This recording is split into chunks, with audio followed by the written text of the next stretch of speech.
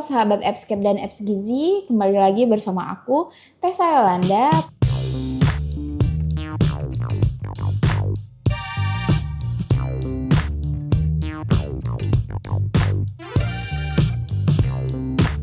Pada video kali ini kita akan membahas materi yang sering keluar saat UKOM.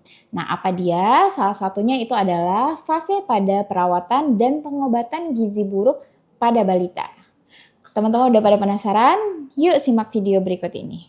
Nah, apa itu gizi buruk? Balita dikatakan mengalami gizi buruk jika balita tersebut memiliki indeks berat badan menurut panjang badan atau berat badan menurut tinggi badan kecil dari -3 standar deviasi atau dengan pengukuran lila kecil dari 11,5 cm pada usia 6-59 bulan.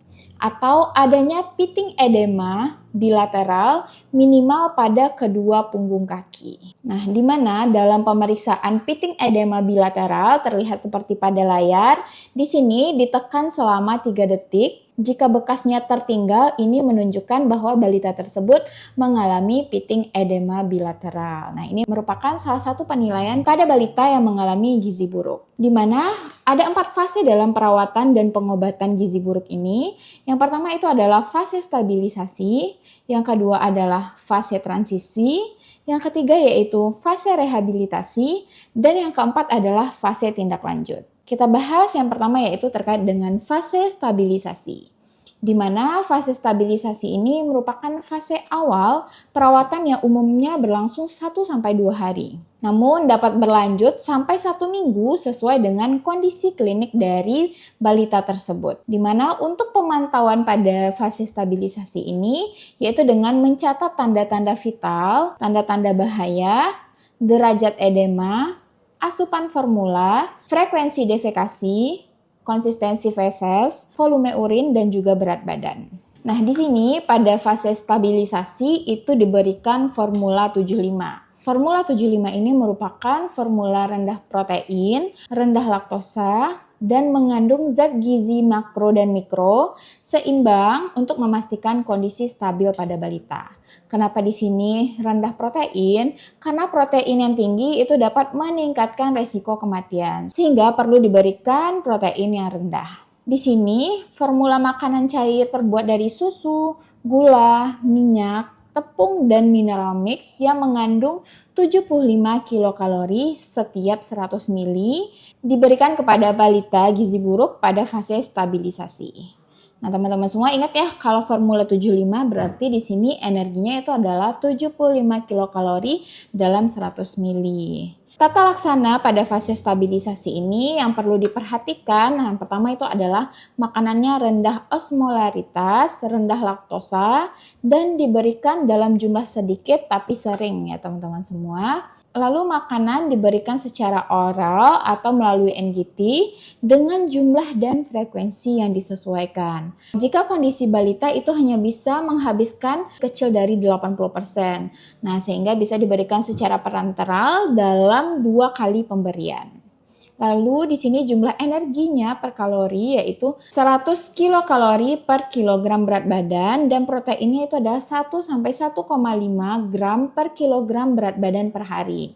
Nah, untuk cairannya itu adalah 130 ml per kilogram berat badan per hari dan bila ada edema maka bisa diberikan 100 ml per kilogram berat badan per harinya. Lalu di sini jika anak masih mendapatkan ASI, maka dilanjutkan tetapi dipastikan bahwa balita menghabiskan F75 sesuai dengan jumlah yang telah ditentukan.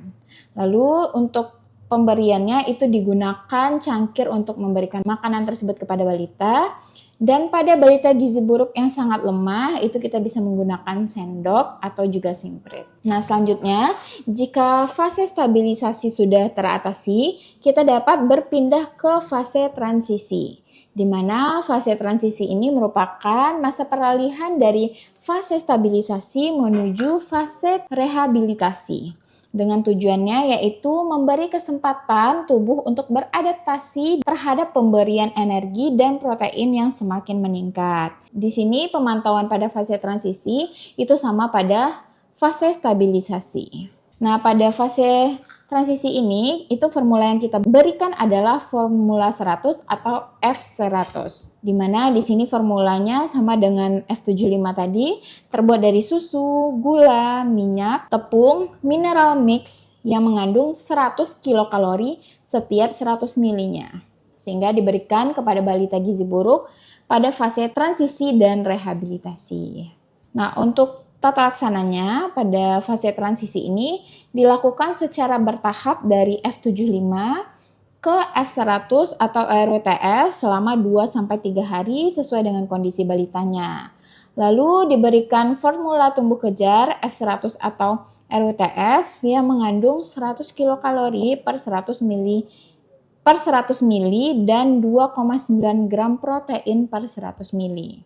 Nah, pada hari ketiga, kalau kita menggunakan F100, jumlah F100-nya dinaikkan 10 ml per setiap kali pemberian sampai balita ini tidak mampu menghabiskan atau dia tersisa sedikit. Setelah transisi bertahap, lalu diberikan dalam frekuensi yang sering dengan jumlah kalorinya yaitu 150 sampai 220 kilokalori per kilogram berat badan dan proteinnya yaitu 4 sampai 6 gram per kilogram berat badan per hari. Nah, selanjutnya setelah fase transisi itu adalah fase rehabilitasi. Di mana pada fase rehabilitasi ini itu dapat diberikan di layanan rawat jalan maupun rawat inap.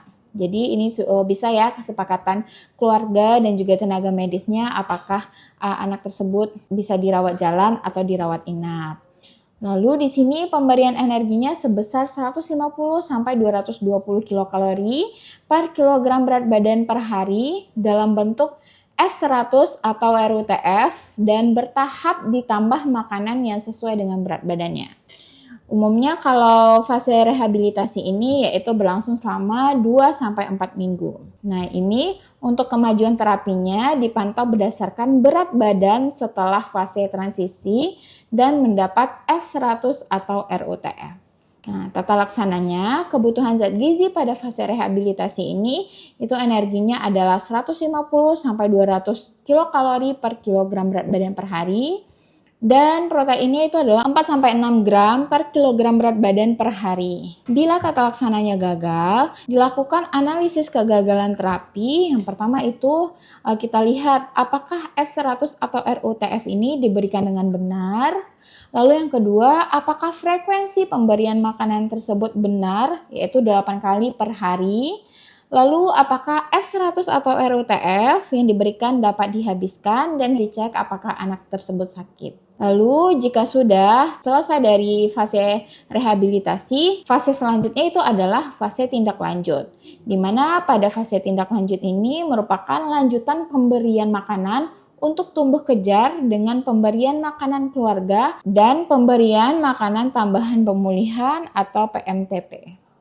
Di mana di sini kriteria sembuhnya nanti dari gizi buruk apabila berat badan menurut tinggi badan atau berat badan menurut panjang badannya besar dari -2 standar deviasi atau lilanya besar dengan 12,5 cm dan tidak ada lagi pitting edema bilateral. Nah, itu dia tadi 4 fase pada perawatan dan pengobatan gizi buruk. Yang pertama tadi adalah fase stabilisasi, yang kedua adalah fase transisi, yang ketiga adalah rehabilitasi, dan yang keempat adalah fase tindak lanjut. Nah, itu dia materi kita pada video kali ini. Jangan lupa untuk like, comment, dan subscribe channel YouTube EPSCAP Indonesia. Dan sampai bertemu di video pembelajaran selanjutnya.